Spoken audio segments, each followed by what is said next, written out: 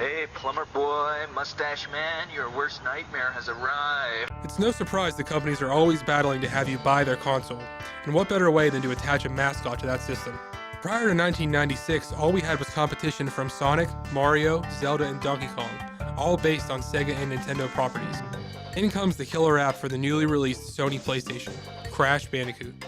Today, we'll be discussing the first game in the original PS1 trilogy. Everyone who grew up in the 90s has either played, or at the very least heard of Crash Bandicoot. With the remake of the Crash trilogy on PS4 being released, we decided to take a look back at where it all began.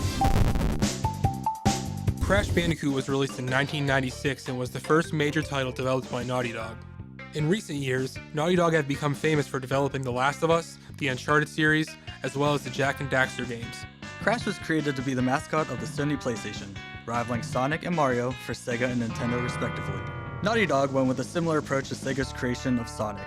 Pick an obscure animal and create a character that looks nothing like that animal. However, before they settled on the name Crash Bandicoot, he was also referred to as Willy the Wombat, until they realized that was a terrible name. During development, the style of gameplay was referred to as Sonic's ass game. This was used to describe the camera positioning and movement of Crash in reference to the Sonic the Hedgehog series.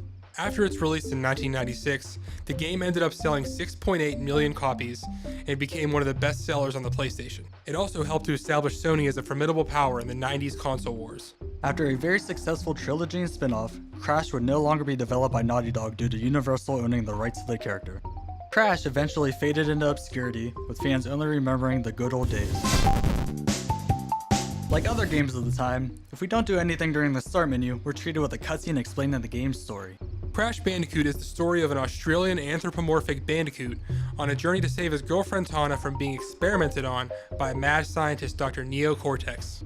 Using an invention called the Evolvo Ray, Cortex is creating mutated animals, which also led to the creation of Crash and Tana. However, the Cortex Vortex turns these animals into mindless slaves, which Cortex was planning to use to create an army to take over the world.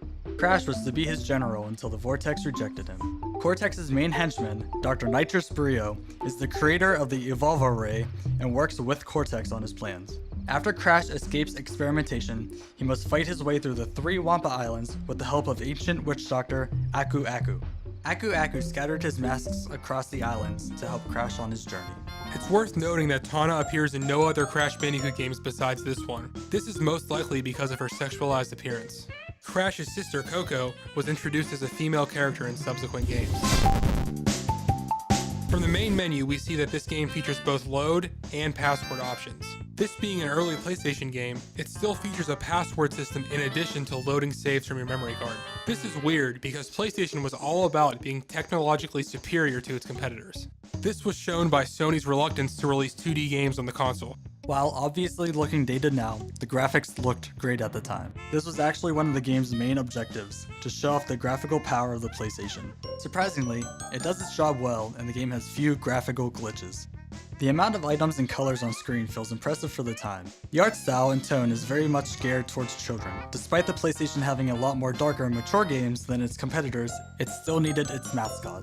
The cartoony animations seem to go hand in hand with this concept. The death animations, specifically, are very over the top like popular cartoons of the time.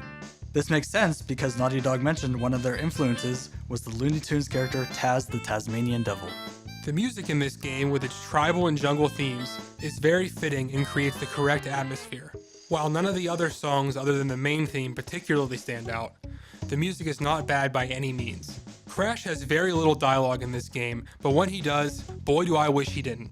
His trademark, "when you get hit," is great, and it's a staple of the franchise. But from the instance I heard in the opening cutscene, "when I beat a boss," or "when I got a gem," I knew it had to go. Thankfully, the developers realized this as well, and Crash has little to no dialogue in the sequels. I just flew in from the new ruins level and boy are my arms tired. See what I mean? Bosses have some dialogue, and while it doesn't really stand out, it does help to give these bosses some sort of character. The same goes for the lines Aku Aku has when you get and lose him. They don't stand out as being particularly good, but they are a staple of the franchise. After multiple playthroughs, I still have no clue what he says. What have I got? The sound effects, on the other hand, are oddly satisfying. For example, Spinning and breaking an entire row of boxes just feels great, and spinning away a bunch of Wumpa fruit fills you with regret. Everything just feels right and continues to add to the tone and atmosphere of the game. The game switches between two main types of gameplay, 3D platforming and 2.5D side-scrolling. We would have called parts of this game 2D, but when playing a 2D style level, you can still move in 3 dimensions. This will allow you to fall off the level. This happened to us many times. Levels may be one or the other, or switch mid-level. Bonus levels, however, are always in the 2.5D format. While not surprising for a game of this time, the player has absolutely no control over the camera. It automatically follows Crash, and it never truly becomes an issue. The main objective is to fight your way through the level and reach the portal at the end. Nothing else is required of the player. Despite that, if you break every box in the level without dying, you get a gem. If you miss boxes at the end of the level, you're given a count of exactly how many boxes you've missed. If you collect every gem, you will get an alternate ending to the game. Gems also unlock hidden areas in other levels. The difficulty in collecting the boxes is extremely punishing, especially towards the end of the game. Personally, we believe that it's not worth it to collect all of these, unless you really love the game, or want to reach 100% completion. Other than defeating enemies, the main thing you'll be doing in Crash Bandicoot is collecting items. Wumpa fruit is found floating around the levels, as well as in boxes. Collecting 100 will get you an extra life. Boxes can be broken to gain other collectibles. There are many different types of boxes in the game, each having a specific purpose, whether it be to gain Wumpa fruit, extra lives, make Crash and surrounding boxes explode, as well as many others. Bonus level icons, which are tokens depicting Tawna, Nitrous Brio, or Cortex, will lead you to a bonus level where you can get more boxes and Wumpa fruit, as well as the opportunity to save. Thankfully, no lives are lost when you die on a bonus level.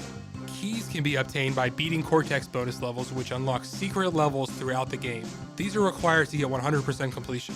Aku Aku masks are collected to allow the player extra hits before they die. Collecting 3 will allow you to become invincible for a short period of time and play this great music. What have I got? There are 11 types of levels in Crash Bandicoot. Jungle levels feature normal platforming in a jungle setting. The iconic boulder chasing levels have Crash run towards the camera away from a boulder. River levels take place on, surprise, a river, and have Crash navigating his way upstream. Native village wall levels have Crash climbing a giant wall with tribal hazards and enemies. These levels are always side-scrolling. Ancient ruins are side-scrolling vertical climbing levels, which are some of the most difficult levels in the game. Indoor temple levels are dark and feature lots of tedious traps to avoid. The gameplay is slightly varied for a few levels where Crash rides a warthog. These levels auto-run and still feature the tribal theme. Bridge levels, which also tripped us up and gave us more than one game over, are some of the hardest, most tedious levels in the game. You have to navigate Crash across a collapsing bridge. If you have trouble, just do what we did and walk on the road. Towards the end of the game, we have factory and toxic waste theme levels. Factory levels are exactly what they sound like, where toxic waste levels have you dodge barrels being thrown at you. Lastly, we have dark hallway levels. Aku Aku masks light the way down a hallway, and when you lose one, the screen goes completely dark. These levels seem to be hard at first, but if you just haul ass, they're not too difficult. In addition to these levels, there are also 6 boss fights, all being extremely easy. The first of which is Papu Papu, who tries to fight you with his tribal staff. All you have to do is jump on his head a few times. These next 3 bosses were all created by Cortex using his Evolvo Ray. Ripperoo is a crazy blue kangaroo who must be beaten by detonating TNT crates in his path to blow him up. Koala Kong is a koala, obviously, who throws large boulders at Crash until one lands on the ground. Crash can then use his spin attack and send it right back at him. Pinstripe is a Potteroo. Yes, we had to look this animal up. Yes, here's a picture for you to save the trouble. Yes, it's just a giant mouse. But he just shoots at Crash with his machine gun and laughs maniacally. Nitrous Brio uses small goo monsters against Crash while also throwing some sort of chemical at him until his final phase where he turns into a monster similar to the Hulk. Lastly, we meet Cortex, who just flies around on a small ship while shooting projectiles that Crash can deflect right back at him. Enemies populate every level and vary based on level types. There's actually a large variety of enemies in this game, which is surprising, even though you'll find yourself steamrolling through most of them. Rolling stones, fire, pits, and other environmental hazards can also kill you. This is made worse by the fact that it's very hard to judge when jumping between platforms when in full 3D. The depth perception is off, and it almost feels like you're guessing. I couldn't tell you how many times we died on the bridge and Dark Temple levels because of this. Another issue we have with the game is the saving mechanic. The game cannot be saved whenever you want like in the games that follow. It can only be saved when either beating a bonus level or getting a gem. This means if you get a game over, you most likely have to play multiple levels you already played. It makes those very hard levels very frustrating when you are constantly getting game overs. As far as difficulty goes, this game starts out easy and becomes brutally difficult towards the end. As we mentioned before, certain levels stand out with the boss fights being extremely easy. Finally, after beating Dr. Neo Cortex, Crash rescues Tana and they live happily ever after with Cortex's castle destroyed. However, if you collect all of the gems, you get an alternate ending where Crash rescues Tana before fighting Cortex and they fly away on some giant bird. Your reward for completing the game this way is a Where Are They Now segment about the game's bosses. This is actually quite funny and unexpected, albeit not worth the frustration of fully completing this game. Although this game was Sony's attempt to get ahead in the console wars and show off their brand new system, which worked, with it being the first game in a new series on a new console comes many missteps and overlooked features that were fixed and improved upon in sequels. While we believe that if one were to pick a Crash Bandicoot game to go back to, it should be the second or third. This game is for people who want to see where the series started and how far it's come. That being said, the game is still entirely playable today, albeit not as memorable as its sequels.